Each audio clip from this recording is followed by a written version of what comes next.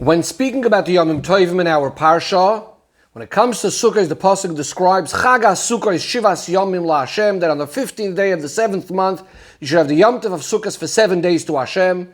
The Pasuk goes on to describe how it's a day of holiness, when you're not allowed to do work, the korbanos that you need to bring, also about the mitzvah of lulav, and only at the end of that whole section it says you should sit in the Sukkah for 7 days. Says the Toras Kohanim, the way it's explained by the Mefarshim, why is it that right in the beginning does it call it Chag HaSukkos, even though it doesn't speak about living in the Sukkah till the end of this whole section, is because when we're going to come to those words at the end, Basukos Teish Shivas Yomim, you might ask, is it the same 7 days that we were speaking about before, starting with the 15th day of Tishrei? It speaks about a Yom Tov of 7 days. Then it speaks about 7 days in the Sukkah. Are we speaking about the same 7 days? So the Pasuk immediately from the beginning starts calling it Chag HaSukkos. So you should realize, yes, this is the Yom Tov of Sukkot that later the Pasuk is going to describe. We sit in the Sukkah during these 7 days. Now from the simple reading of this Toras Kohanim, it would seem to be that sitting in the Sukkah for 7 days is not connected. It is not an integral part of the Yom Tov itself with all the other aspects of the Yom Tov. In other words, it's a 7-day Yom Tov. It's days of holiness. It's days when we're supposed to bring korbanos, etc.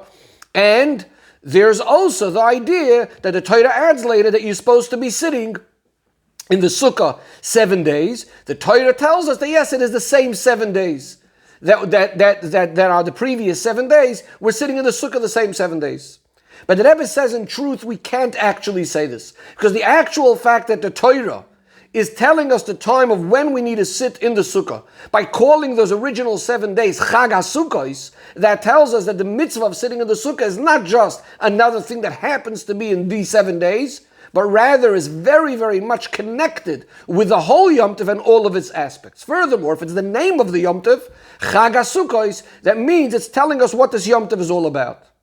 But if that's the case, says the Rebbe, we need to understand a number of things. First of all, why is it when the Torah says Basukos Teishvu Shivas Yomim, doesn't the Torah emphasize itself and say that it's the same 7 days that we were talking about before? Rather, we have to have this whole limud because originally it says Chag HaSukkos. Number two, why does the Torah not tell us right after telling us that it's on the 15th day of the month, it's a Yom Tov of Sukkos, why doesn't it immediately say you should sit in the Sukkos for the 7 days? Especially when we compare it to Pesach. Over there it says a similar expression, on the 15th day of the month, Chag HaMatzos LaHashem, and then it follows it by saying, Shivas Yomim Matzos Techelu, eat matzah for 7 days, and then comes the fact that it's holy days, and you're not allowed to do work on the korbanos, etc.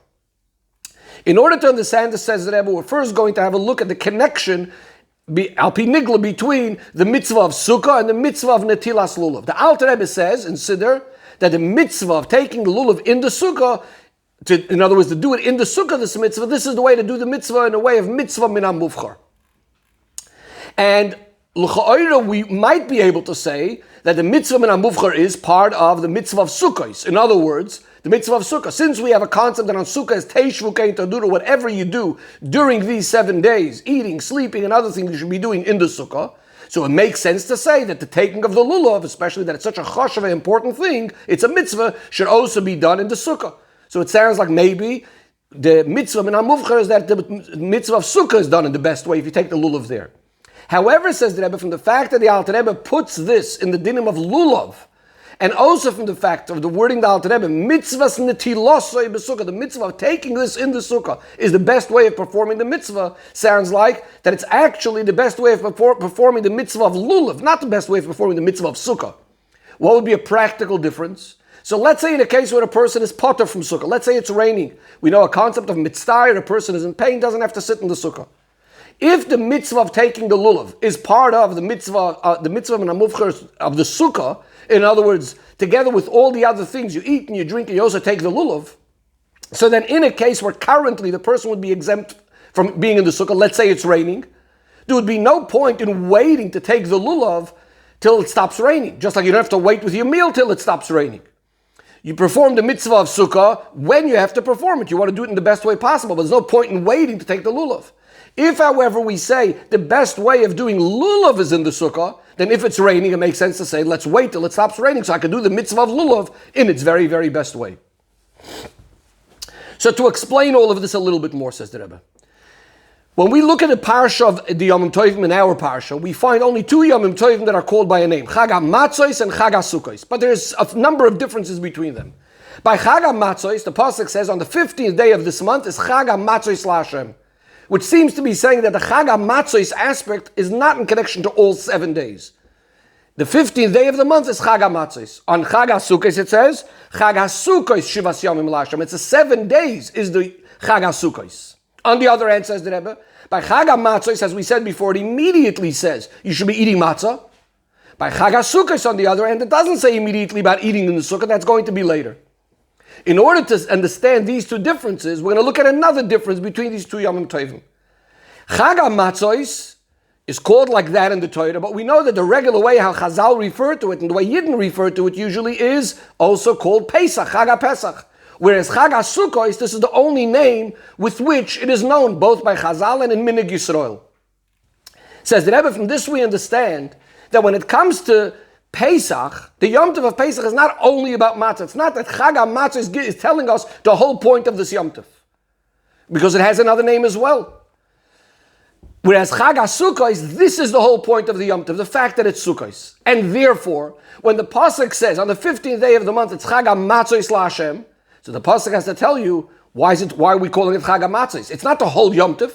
It's called Chag HaMatzos because we going to have a mitzvah to eat matzah. In other words, it's only because of that it's called Chag HaMatzos, but not that that's the whole Yom Tov of the 7 days, the point of the Yom Tov.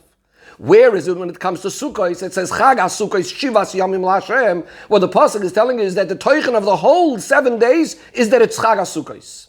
Says that, but this is actually going to be the reason why by Sukkos it doesn't say immediately sit in the sukkah. Because if it would say immediately sit in the sukkah, then again we would think similar to Chag HaMatzos.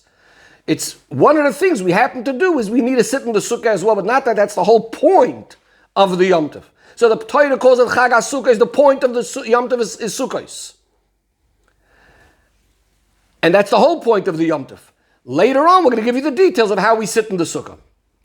In order to explain why this is, says the Rebbe, there's a difference between Sukkos and Pesach in the following way.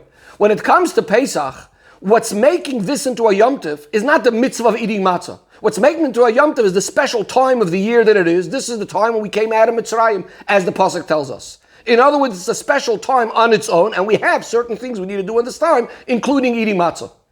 Whereas when it comes to the Yom Tov of Sukkot, it's not that this time is a special time. It's the other way around. The Eibishter told us to sit in the sukkah, and that is what's making it into a special time.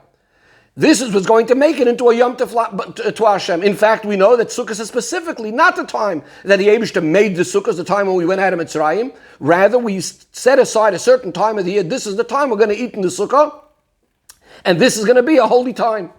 Says the Rebbe, based on this, we'll now understand that when it comes to Sukkot, what says immediately is on this day is a holy day, and you're not allowed, Chag HaSukkos, it's holy days, and you're not allowed to do work, etc., meet karbonos. But that means that all of these things are not something separate from the obligation of Sukkah. On the contrary, they're all part of Chag HaSukkos. It's called Chag HaSukkos because it's a Yom Tov of sitting in the Sukkah. That's why you're going to be doing all these other things. Where is Chag HaPesach, as we said? It's a Yom Tov in its own right, besides for the matzah.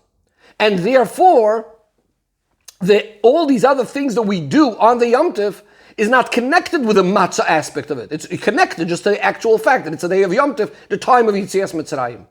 Says the Rebbe, now we could also understand the connection to the fulfillment of the mitzvah of sitting in the sukkah and the connection to Netilas Lulav, to sitting in the sukkah. The Rebbe explains that on the one hand we say Basukos Teishlu, sitting in the sukkah, that's what's making up the Yom Tov. Sitting in the sukkah, that's what's making up the Yom Tov. When it comes to Lulav, what does the pasuk say? Ulekachtem lochem bayoyim harishon. We spoke about that it's Chag HaSukkos, and then we say on Yoyim Harishon of Chag HaSukkos, you need to be taking Lulav. In other words, what's making this into a time that you need to be taking Lulav? The fact that it's Chag HaSukkos, the fact that this is a time that we're going to be sitting in the sukkah. And therefore, when we speak about doing the mitzvah of lulav in the best way, we now understand it's not about making the sukkah into a better thing. It's what's making the lulav an important thing during this Yom Tov. Why are we taking the lulav? It's because of the sukkah, and therefore the best way of taking the lulav is going to be if you're doing it in the sukkah. The Rebbe now moves on to the Pnimi Yisonyanim and Avodas Adam. The Rebbe says this idea that by Sukkot, the Yom Tov is becoming because of sitting in the Sukkah. On the other hand, by Pesach, it's because of the special time that it is. Says the Rebbe, this shows us a certain advantage in the idea of Sukkot. That the Kedusha, Chag over here is happening because of what the person is doing, and therefore he is having an impact on the world, on the time itself. It's a time that on its own wasn't holy, different to Pesach, that it's a holy time. And yet he is the one that's making it holy. And this is expressed also in the mitzvahs themselves. Difference between matzah and sukkah. By matzah, the whole idea of matzah is you're doing a mitzvah. You wouldn't have been eating the matzah otherwise. Whereas it comes to the mitzvah of yeshiva b'sukkah, all of our regular things that we would be doing otherwise, we're now making holy by having them in the sukkah. It says the Rebbe, this is the advantage of sukkahs, that all year round we have a concept that we need to make everything l'shem shamayim, chol masech l'shem shamayim, b'chol derech that you're connecting everything to Hashem. In sukkahs, this becomes a natural part of the way we do things. That everything we're doing in our regular thing is all becoming part of the mitzvah of sukkahs. And therefore it also expresses itself begashmias. Sukkah is the only mitzvah that encompasses the whole person. He walks into the sukkah from his head till his feet, with his clothes, with everything else, is all part of the sukkah. The Rebbe adds now to what in explaining now all of this in Avodas Hashem, where the Alter Rebbe says that the mitzvah of Netilas Lulav doing in the sukkah, that's going to be the mitzvah of Namuvcha of Lulav. And he says that's why you make a bracha in the sukkah, and you're going to make the Netilas Lulav and so on. What is that? Says the Rebbe, a person could think when we're speaking about connecting everything to Hashem, the mitzvah of Sukkah, which is Hashem's Ratzon, you might say that's important when it comes to my Gashmiistic things. But when I'm speaking about the Lulav, Lulav has a taste, it represents the idea of learning Torah. It's anyways constantly connected to Hashem. Why do I then need to have the Sukkah aspect, emphasizing that this is the Ratzon of Hashem and it's encompassing me, etc.? So too in a person's avodah, a person could think, yes, it's true when I'm eating and drinking I need to be surrounded by the Sukkah. But why does this need to be when I'm sitting and learning Torah, understanding Torah? Yes, on the one hand, I need to be doing mitzvahs also, because if a person is going to say, I'm only going to learn Torah and not doing mitzvahs, then the Torah is also not the way it's supposed to be. But that's as far as the sukkah is concerned. In other words, yes, the sukkah needs to encompass the whole person. But as far as the lulav, as far as the learning in itself is concerned, seemingly the lulav itself is good enough. It's connecting to Hashem through his learning Torah. So what do we say? No, the mitzvah of taking the lulav in the best way is to be done in the sukkah. In other words, the idea is that when you're learning Torah, you need to recognize, you want to understand the Torah, but what's most important first is to be surrounded to understand that the Eibishter is Chachma, and the Eibishter's Ratzon is completely higher and beyond and surrounding the person. It's in a way of Ein Aroich to the person. And therefore the person has the bitul and the desire to try to absorb Hashem's Torah that's really infinitely greater than his understanding. And so too when a person is not only learning Torah, he also has that preciousness for Torah, and therefore making the bracha for Torah. So this is the way he's fulfilling the mitzvah of Torah in the best way, and through this we're also zoicha to the time of Freis Aleinu Sukkah Shlomecha, the Binyan Beis HaMikdash HaShlishi, which will be built through Mashiach Tzidkeinu B'meira V'yameinu Mamash.